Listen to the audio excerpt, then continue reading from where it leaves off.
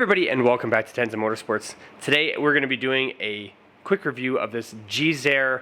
This is a carbon monoxide sensor. This is the SA103 model. These are super important when you're working in enclosed spaces and you've got any amount of carbon monoxide. So especially if you're working in a shop, they give you some examples here on the box. So furnace with natural gas, outdoor camping, there you go, there's your furnace. If you're running aircraft, planes, stuff like that, cars, trucks, RVs. There's a lot of other uses for this. I'm going to be putting this in the shop today. We'll find a good spot to put it. It doesn't actually have to be maintained that often. It's got a 2-year battery in it, and it's just a 9-volt. So when the battery goes dead on it, you can just pop off the back and replace it. And the filter on it is a 5-year filter. It comes with a manual, and it does come with a lanyard. But as you can see here, I did have this apart because I was playing with it, and so we're not going to do like a full unboxing because there's really not that much to it. The lanyard that goes right here, and then it can hang on the wall, I've misplaced it, so I can't seem to figure out where that went, but yours will come with a lanyard, and then you're able to hang it a little bit more easily than what we'll be doing today since I'm missing mine. So what we'll be doing is I actually want to see if we can get this to read and start to throw some alarms and things like that.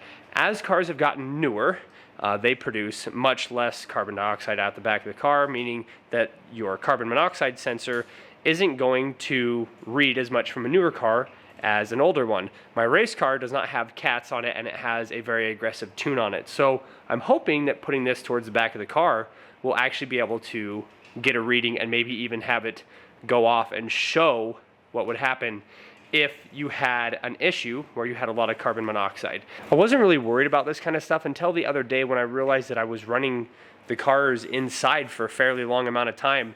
So with the black race car that we've been building, I had to basically run it and get it up to temperature and make sure all the fluids were good, and I had to do that a few times, and you have to turn the car on and you run it, and coolant system bled, and get the power steering running right. And I was running it in the garage a lot, and we had the foresight to keep the doors open, but that doesn't mean that this isn't a good idea to have around. So some of the features, it does a real-time display. It displays the time of the day, so we'll have to get all that set up. It does a visual and a vibration alarm. It displays peak values. So when you turn it on and then you go to turn it back off, you can actually get a peak value of whatever happened during that time it was running.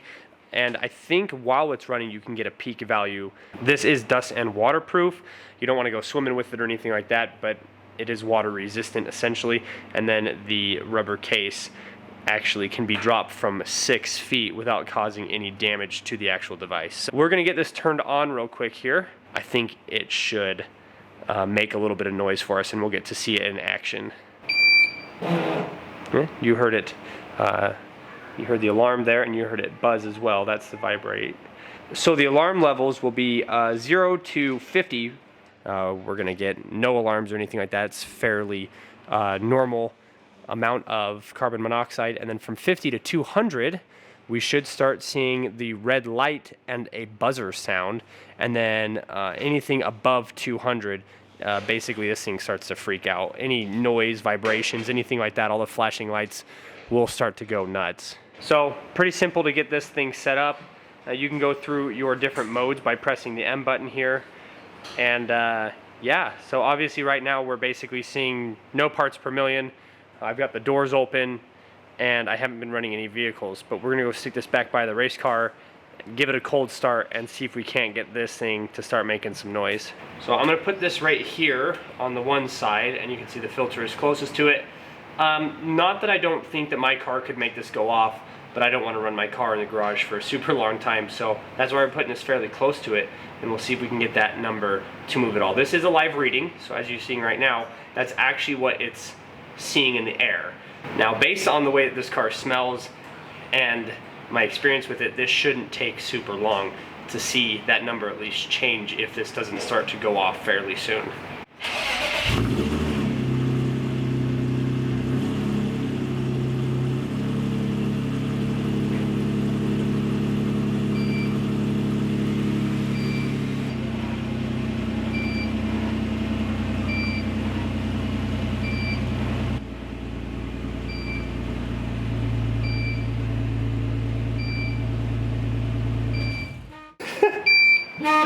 It didn't take very long and it's maxed out.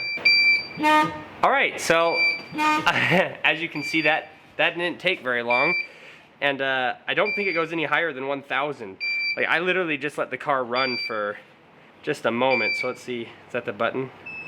Oh, so that's your speaker. So I'm just gonna cover that for right now so that it's not beeping while I'm talking. But yeah, so this car produces a lot of carbon monoxide.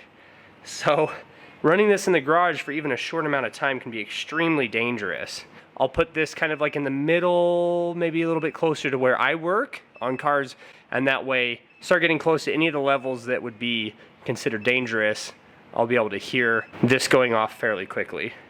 As you can see, the numbers are starting to drop here. As it dipped under 200, it's no longer vibrating. And then as this gets closer to 50, it should stop beeping as well.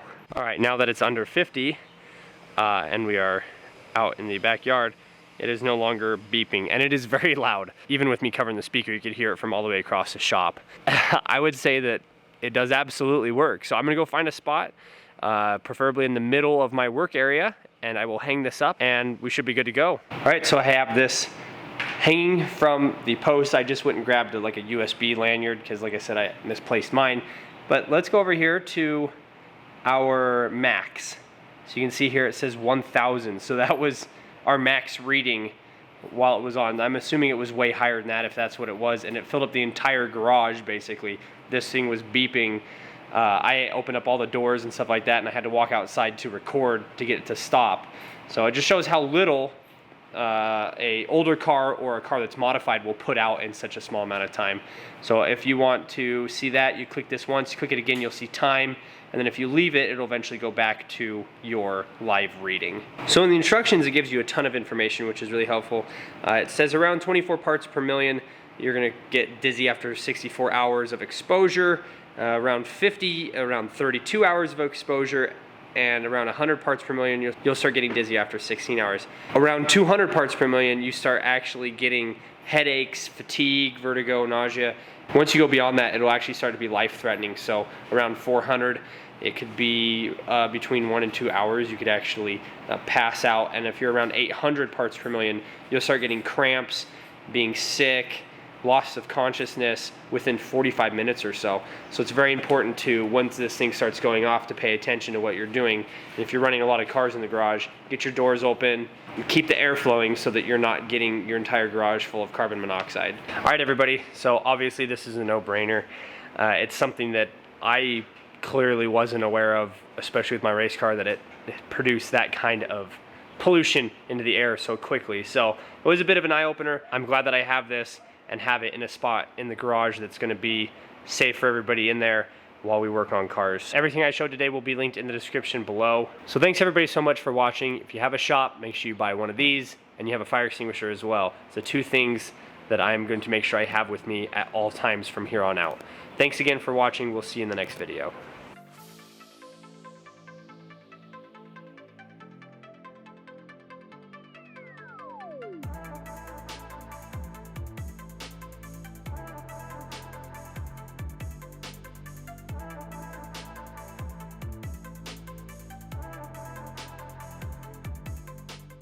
Bam!